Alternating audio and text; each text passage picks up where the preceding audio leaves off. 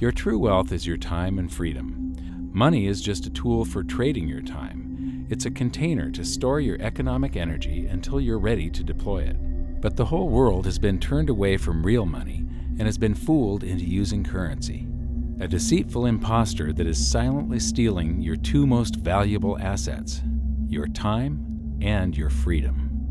Welcome to the rabbit hole. We are entering a period of financial crisis that is the greatest the world has ever known. The wealth transfer that will take place during this decade is the greatest wealth transfer in history. Wealth is never destroyed, it is merely transferred, and that means that on the opposite side of every crisis there is an opportunity. The great news is that all you have to do to turn this crisis into your great opportunity is to educate yourself. I believe that the best investment that you can make in your lifetime is your own education. Education on the history of money, education on finance, education on how the global economy works, education on how all of these guys, the central bankers, the stock market, how they can cheat you, how they can scam you. If you learn what is going on and how the financial world works, you can put yourself on the correct side of this wealth transfer. Winston Churchill once said that the further you look into the past, the further that you can see into the future. This program is all about creating your own crystal ball, being able to gaze into the future, being able to change this crisis, the greatest crisis in the history of mankind, into your great opportunity.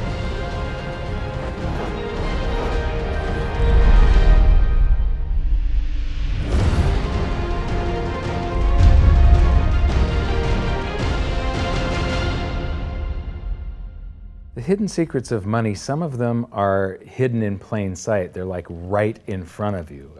The way the monetary system works is something that isn't actually hidden away from all of us. It's out in the open, but it's complex and people just they can't see how it works.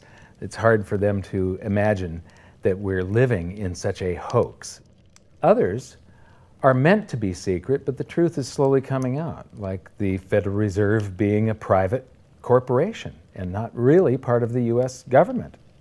But when I started studying this, what I found was that there was no place that I could point people to where they could get it all in one spot. And so I basically decided to write my book about it and consolidate monetary history, economics, the markets, fundamentals of gold and silver. There's a lot of smoke and mirrors in economics, and I've sort of made it my job to lift the fog for people.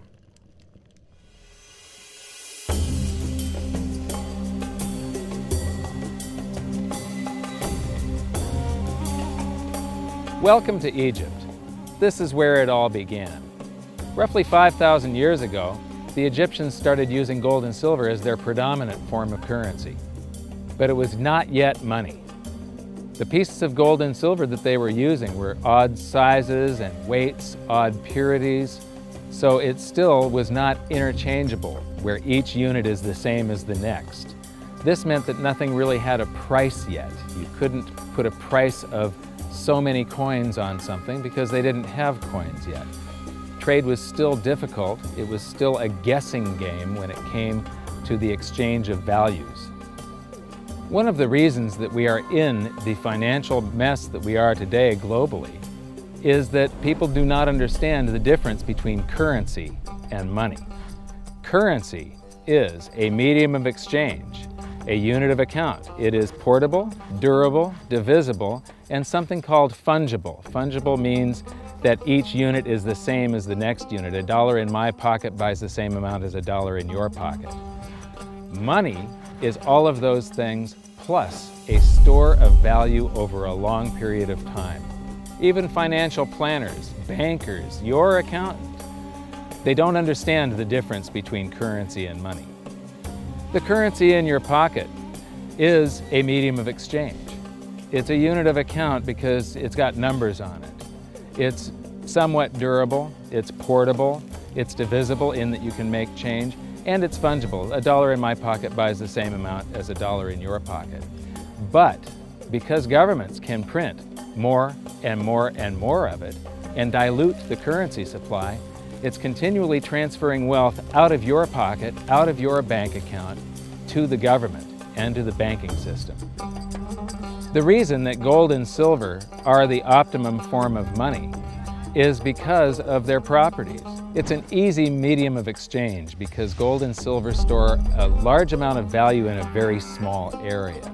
It's a unit of account. Pure gold has the same value all over the planet. So an ounce of gold buys the same amount here in Egypt as it would in China or in the United States. It's durable. The same gold that Egyptians were using in trade 5,000 years ago is still here with us today. It does not corrode. It's divisible. You can make change with it. It's very portable. You could use something like oil as money. It's just that you can't carry around a barrel of oil on your back. It's fungible. Pure gold is the same wherever it is on Earth. Pure silver is the same wherever it is on Earth. It's limited in quantity. That's the reason that it maintains its purchasing power. Governments cannot print it. Over the last 5,000 years, only gold and silver have maintained their purchasing power. There have been thousands upon thousands of fiat currencies, currencies that are unbacked by gold or silver, and they have all gone to zero. It's a 100% failure rate. Well, fiat currency, of course, is a currency that exists at the dictate or by fiat from a government. You see, they have their printing presses, and the paper money rolls off the printing presses. And then they give it the fiat designation, which makes the currency official. It's just worthless paper. But when Ben Bernanke gives it the special sign, and they have the cult meeting at the Federal Open Market Committee meetings, it suddenly becomes currency. If you look at what's really going on, it's a con game. And so there's confidence. Well, the Federal Reserve is very forthright about what they're doing. If you read their websites, they'll tell you it's a confidence game. They tell you that there's no intrinsic value in their money. They'll tell you that they print it backed by absolutely nothing. They actually display all these facts. But if you tell somebody in the public that this stuff is created out of thin air, there's no backing whatsoever, it's absolutely worthless, it's about as valuable as monopoly money, they'll look at you like you're nuts. Is there an example throughout history of a fiat currency, a piece of paper that's unbacked by anything, surviving? Short answer, no. Long answer, no. And here's why. When Addison Wiggin took over at the Daily Record, when they got cranked up, Bill Warner asked him to catalog all of the fiat currencies throughout history and what happened to each of them. Addison dutifully went to work. Within a short period of time, he had gone through the alphabet. All the fiat currencies that started with the letter A were done. They all went to zero. He was halfway through the letter B, and all the fiat currencies that started with the letter B, and there were 600 of them in just the first letter and a half of the alphabet, and every single one of them went to zero. Every one. 600 fiat currencies that start with the letter A, and half of the ones that start with the letter B are 600 of these things. Not one ever came close. You think this one, the United States dollar, is going to be the first one after all that? I don't think so. No. No currency, fiat currency has ever survived. None. The thing about money is there actually is a fairly well accepted definition of what money is. The question is, as you apply that definition to particular things that people claim to be money, do they fit the definition? We'll just take the paper dollar, for example. How well does it perform those functions? Well, store of value. The dollar has lost 95% of its purchasing power since the creation of the Federal Reserve in 1913. So not very good as a store of value. One of the things I do is just a way to get the audience's attention is I have a slide, and there are 3 pictures on the slide. One is a pile of monopoly money. The other one is a pile of Federal Reserve notes, what Americans would call paper money. And the other one is a solid gold American Eagle 1-ounce coin. And the title of the slide is, which of these is not like the other? And if you know the show Sesame Street, or you have children who watch it, it's one of the favorite vignettes in Sesame Street. And what it really is a kind of IQ test for 5-year-olds. They're supposed to look at the 3 things and look at characteristics and find the one that's not like the other. Well, I've shown this slide to groups of Ivy League University professors, and I've also shown it to, children, kind of 5 years old, my nieces and nephews and so forth.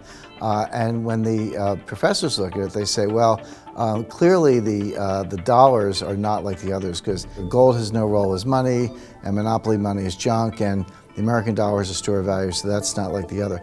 But the children look at it and they say, well, the gold coin is not like the other, because the other two are just piles of paper, and the gold coin is clearly something different. So my question to the audience is, who's smarter, a 5-year-old or an Ivy League professor? Before World War I, each note that a Treasury issued would say that there have been deposited with the United States Treasury $20 in gold coin payable to the bearer upon demand. The money was in the vault. The currency was a note they gave you that was a claim check, only a claim check on the money, the same as if you go to the dry cleaners and you give them your shirt and they give you a claim check for your shirt. The value is that shirt at the dry cleaners, not the piece of paper that says that you own that shirt. So our currency that circulated was the paper US dollars, and they were claim checks on money. The next hidden secret is the difference between currency and money. Money must be a store of value and maintain its purchasing power over long periods of time. As we progress through this series, you'll learn that national currencies are really a tool used by the government and the financial sector to leech away your time and your freedom by stealing your purchasing power. So rather than storing your economic energy, currencies leak. Now compare that to the gold and silver the Egyptians were using. Like I started with, it still wasn't money because it wasn't interchangeable yet. But they were on the right track, as gold and silver have proven over thousands of years to be the ultimate store of value. Gold is only formed when a star explodes, a supernova, and it stays around forever. This is one of the properties that make it the ultimate money.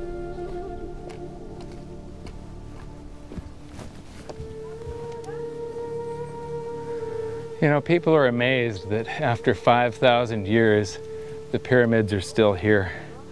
But what I'm more amazed at is that the currency that the people that built this were using, that currency, that gold and silver that they were using in trade on a daily basis, is still around today.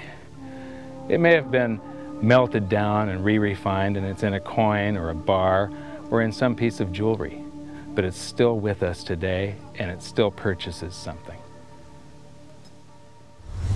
Yes, it is the ultimate money because there is nothing else even in the same league. It's divisible, it's permanent, it's a store of value, it's a unit of account. It's got everything you want out of money, but it doesn't go away, and it can't be increased. That is what makes gold the most beautiful money of all. What more could you ask out of a money? It keeps governments under control. You can maintain a solvent system. Governments don't like gold at present because they're getting away with the fiat currencies, and they'll do everything they can to discredit it as an asset class. I mean, my goodness, gold has outperformed the Dow Jones Industrial Average in each of the last 7 years, yet it's not considered a legitimate asset class. Why? Again, it's the fear that maybe gold will be imposed on the system, that it will constrain government ability to spend beyond its means. They can't print it. They can't print it, no. The proper definition of inflation, I use Milton Friedman's definition. Inflation is an expansion of the currency supply.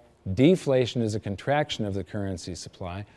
If you expand the currency supply, eventually prices will rise. And if you contract the currency supply, eventually prices will fall.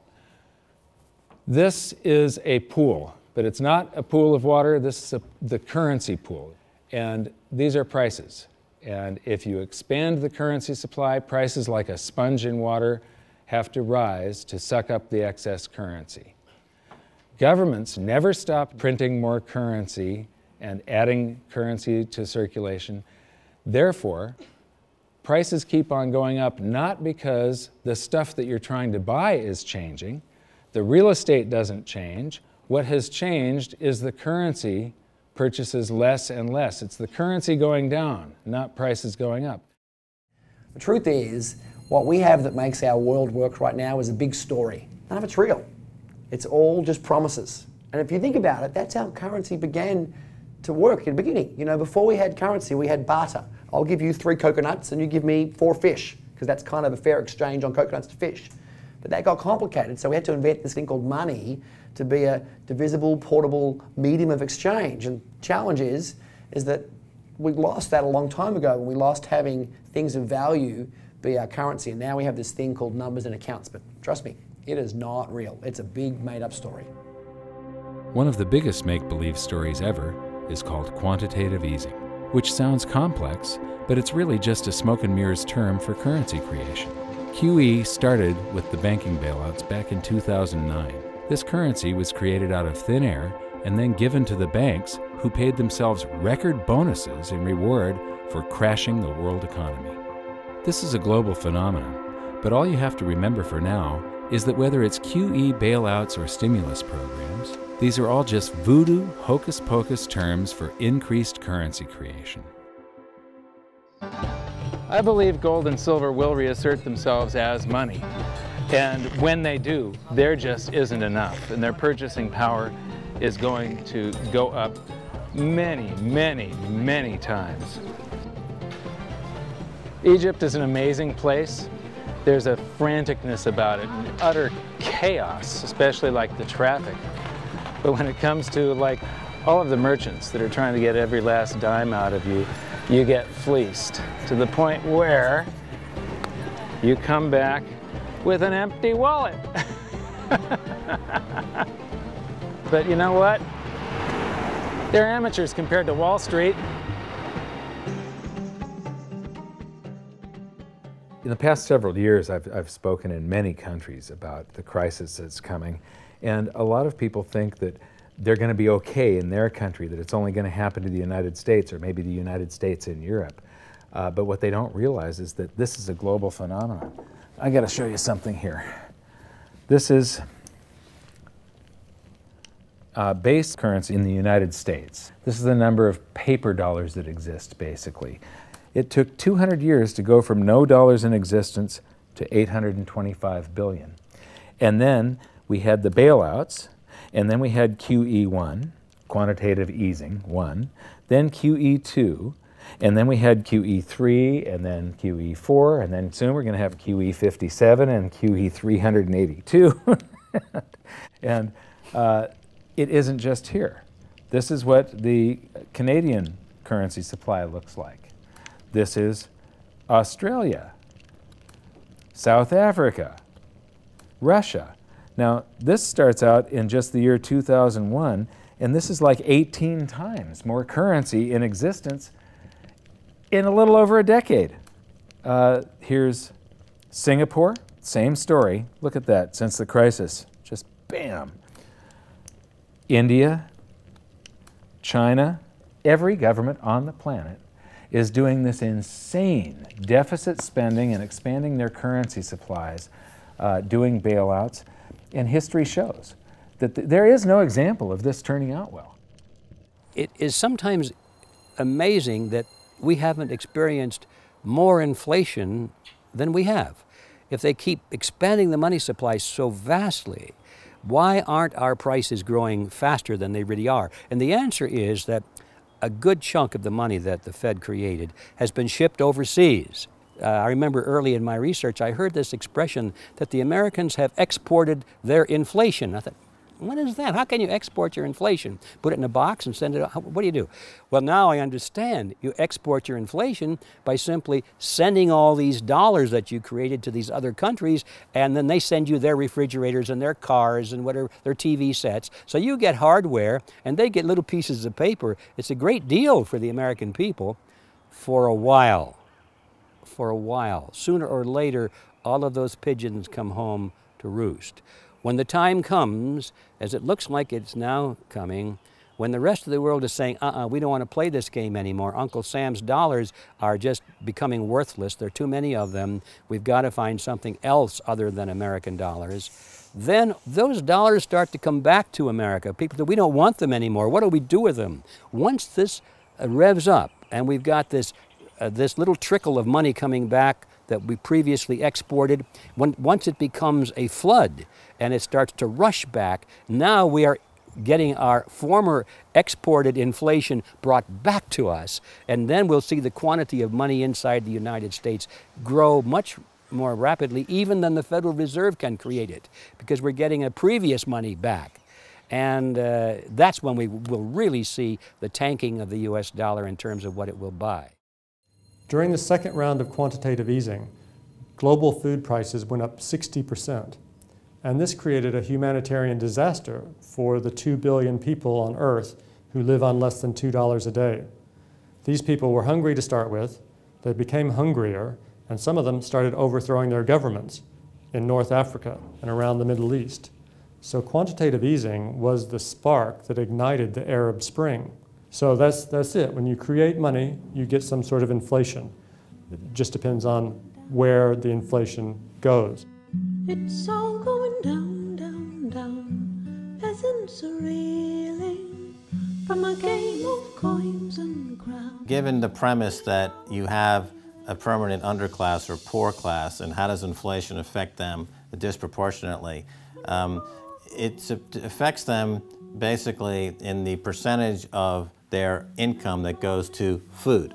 And we see this as a ratio, and we know that there are some danger points. For example, in Egypt recently, once that ratio got to 40% of income going to food and the price of food rising due to inflation, when it got to 40%, that's historically a point where people actually stage a revolution. That's exactly what we saw. The French Revolution, similarly, was all around the price of food getting to a certain critical point where people simply, the risk-reward for revolution was favorable toward revolution. When they print it up, then it all goes down. Well, exactly right, because when you have a runaway inflation, it's punishing the very people who are most productive in society. In other words, the people that produce more than they consume and save the difference. The problem is that those productive people, the savers, save in their national currency. And unfortunately, the national currency is just a fiat piece of paper at this point. So when it's destroyed through runaway inflation, that $100,000 that you were hoping to retire on doesn't exist. And the things that you were going to buy with it and provide for others don't exist either. Now what are you going to do? So that all seems pretty scary. However, this is going to happen, and you can only play the hand that you're dealt. But the great news is that gold and silver always end up doing an accounting of the expansion of the currency supplies. Basically, the will of the public in the free markets. When governments do this kind of stuff to their currency supply, they debase it. Eventually it comes back in inflation. People sense the loss of their purchasing power. They rush back to gold and silver, and they bid the value of the gold and silver up in the country until it meets or exceeds the value of all the currency in circulation.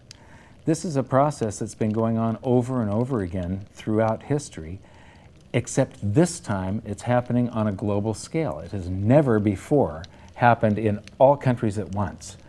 And that means that this is the greatest wealth transfer in history. Therefore, it's the greatest opportunity in history, and it's not going to happen again in your lifetime. So now we've learned that your true wealth is your time and your freedom. Money is a trading tool that stores the economic energy that is your time and freedom, whereas currencies leak them away. Gold and silver are the ultimate money simply because of their properties. Fiat currencies are based solely on confidence and always return to their intrinsic value of zero. Governments don't like gold because it imposes restraint. Rising prices are a symptom of an expanding currency supply, and gold and silver always account for an expanding currency supply. So that's it for this episode. Join me next time as we begin to investigate how monetary history just repeats and repeats, and how gold and silver always win the battle between currency and money. Until then, my challenge to you is to stop calling currency money. It's a crucial first step towards setting your mind free of all this economic voodoo and changing your context. You can learn more by watching the bonus features on our website, and if you have any questions, you can post them there, and we'll answer some of your questions in future bonus features. So good luck, thanks for watching, and we'll see you next time.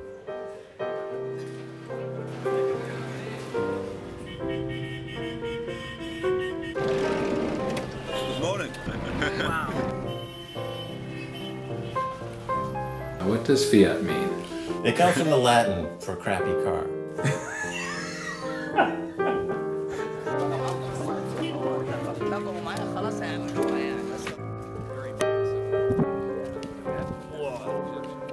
In the desert in a suit. My camel died.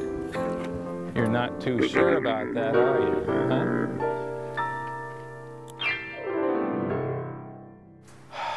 I am ready for a good long nap. Hi, welcome to this bonus feature for the very first episode of Hidden Secrets of Money. And this is currency versus money. So that's the major topic that